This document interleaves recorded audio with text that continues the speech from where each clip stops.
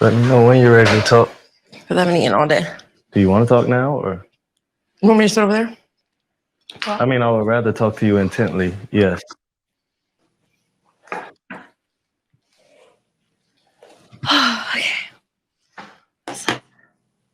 I have a lot to say. Okay. Some things happen in regards to my parents that I didn't really appreciate. Like? What would you like me to tell you? Yeah, for sure. I understood you were sleepy, but my parents drove up here 10 hours to meet you. And as soon as the cameras cut, you decided to go to sleep at the first opportunity. These are the most important people in my life. And all I have left in this world. And the choice you made in that moment was to go to sleep. Okay. And to me, it is telling. Okay. Because that's just not a choice that I would ever make. Okay. I'm not here to tell you how to live your life, but for me, that was not okay. I was exhausted. I like to take my naps. We talked for hours about you, about what I would be to them as a vessel, as someone to lean on. If it really meant that to you, I would have stayed up. I had been trying to communicate with you all day during the day. Can I just stop you right there? Sure. You're saying you were trying to contact me all day. I talked to you 3 times yesterday. And then at 5 o'clock, you texted but you me. were asleep for most of the day. I was asleep for an hour. Whatever it From was, 5 to you did not 6. text much yesterday. You I weren't talked very responsive. No. Hold on, because I don't appreciate that. Would you like me to tell my side of the story? But I don't appreciate that. That's not true. Well, can I tell my truth and you speak yours? Go ahead. Is that a possibility?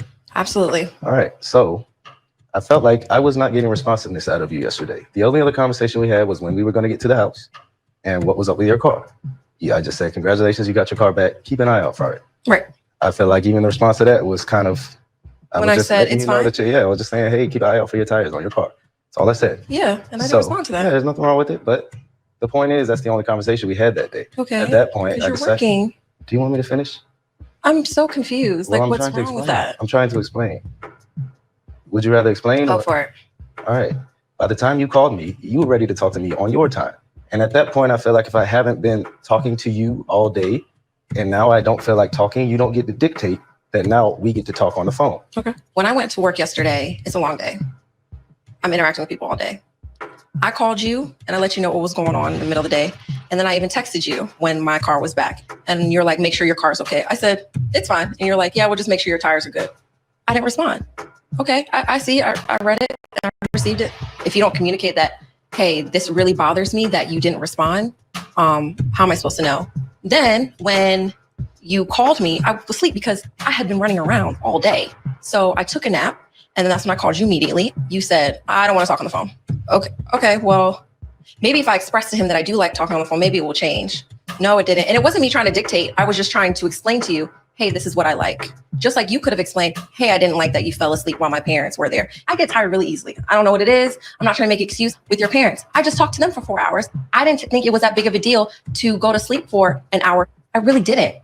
But if it meant something, you have to just say that. You never said anything. I cannot read your mind. You want me to be this person that is your wife that does everything by the book on your book, but I can't be doing everything by the book unless you tell me. You have to communicate that. I am ready to listen. I'm trying to understand you. Just like yesterday when we were on the phone and I called you again and you were like, I don't want to talk to you because you don't listen. I felt very dismissed. I felt very closed off from you. I was hurt. I started crying because I don't understand what it is. You have to admit it is not the same from when we were in the pause. And I'm not saying it's all on you. And I'm not saying it's all on me. It's both of us. These are such little things. I'm trying my hardest. After reflecting on what I really want out of life and a wife, I have to be honest with myself that the answer between you and I, for me, is no. There was a comment that I seen that said that our house was filthy. So I saw that. Yeah, but here's a couple comments. He been fed up. That was just the last straw. He stood on business. I can guarantee you this is not about dinner or dishes. She wasn't listening to him and started in that defense mode and playing victim card. Her house is filthy. Enough said. She was not listening to him. Instead of being accountable and apologizing, she went into defense mode and then calling him a baby, downplaying his emotions as a temper tantrum. This is why men don't talk to their spouse or girlfriend. They talk to their boys or other women that listen. Sound familiar, that? A little bit? No, I don't have that issue, but I mean, not necessarily that, but coming down on him, downplaying his efforts and things. He just may kind of shut down and just. But I don't agree add that with context to it. I don't agree with the clip. That I don't agree that I don't feel like she was right at all. I feel like it was a lot of red flags there. I feel like him as a man, what I got from the conversation, he was throwing small things out there just to see how receptive she was. You know what I'm saying? He probably feel bigger issues than that. She couldn't even receive the small issues well. Another red flag about it that made me feel like she was the problem is when he said something, because he was like, okay, I'm finna let you know how I feel. As soon as she disagreed with one fact of the statement, not even a point of the conversation, not the whole point, but he might have got one fact wrong, like, oh, I called you. No, you didn't call me, I called you. Like, let him finish his statement. Let him say what he's doing. And every time he told her what was wrong, instead of saying, okay, I understand how you feel, so forth, she just did, like, stated what he did too. Like, okay, but you did this and I did it because of this.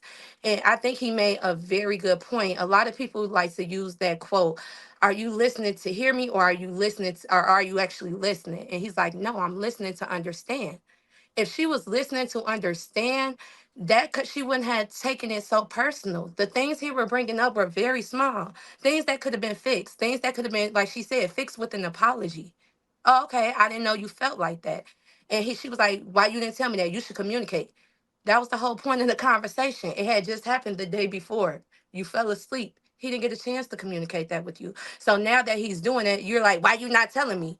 Well, now I see why he's not telling you. You're not being receptive. And the way you're coming off, I realized a long time ago in my early 20s that I had traits like my mom. My mom, she was raised with her dad in the household, but my mom was a very aggressive woman. She was a single mom, so she had a lot of masculine traits. So I had to notice I used to do that. I used to, if I get defensive, I'm just spewing out things. And it's like, no, let me take a step back. Let me calm down. I feel like if I'm too emotional, I'm just going to listen. And then once I calm down, I might not even have to come back to you and tell you how I feel, because now I can process what you said. You know what I mean? And then if I am emotional and I am da, da, da, da, I'm like, okay, well, I shouldn't be talking right now. I should just be quiet. And I felt like in that moment, she should have just been quiet. She should have just listened to him. And the way he was talking, she was cutting him off and she was saying, you did this and you did that. And he didn't say, well, I did it because you did this. He was like, okay. Okay. And the way he was talking, he was patient. He wasn't quick to talk. He was listening. So I just feel like it was a lot of red flags there, and it shows that he's been through that before. He just seemed drained. He seemed tired. He seemed over it. And he's like, I'm gonna try this one more time. I'm gonna try it with the small shit. If I can't get to you with the small shit, then fuck it. I don't want to, I mean, F it. I don't want to do this. I want a divorce, because after A all this time, divorce? I They're should be not able to. married. I mean, not divorce, but I don't want to do this with you anymore, because if I can't communicate about small things, then what can I communicate about? Well, I think he had already made his decision. And I Yeah. do remember earlier in the episode, I don't know if it was the episode before or that episode, she did bring him to her house and it was a disaster. It's like, why would you invite somebody over and your house look like that? She had stuff on the bed, on the floor, all up and down the closet, everywhere. She said before she left to film the show, she was trying to pack. But still, it was beyond that to me. It was, she said she was somewhat of a hoarder, or something to that extent. So I can see how he probably felt like, I'm gonna find everything wrong because I don't want to move forward in a marriage with this woman. And I guess the things that she did during the time when she met his family, that just probably put the icing on the cake. However, I still think he was a little harsh in his delivery at the end when he walked out and he said he never wanted to see her another day in his life. Like, that was kind of mean. He didn't have to say that, but whatever.